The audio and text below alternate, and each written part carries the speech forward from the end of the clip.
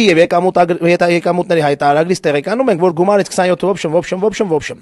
Հիմա pooling crypto mining-ի հարթակից Ավինյանը ստացել է 24.3 միլիոն դրամ, նախորդ տարվա համեմատ կրկնակի ավել։ Արդյոք կրիպտոյով զբաղվում, ինչ էր կոչվում մեր ծածկարժույթով։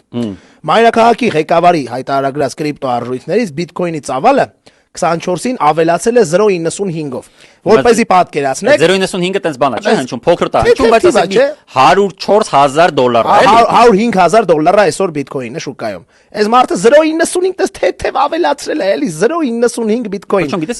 ես կարծում եմ հենց տենց ավել փող ան գնում մոտամի $100,000։ Առասմոդեսի որ միտը գրենք, ասեն որ $100,000 ավելացել է,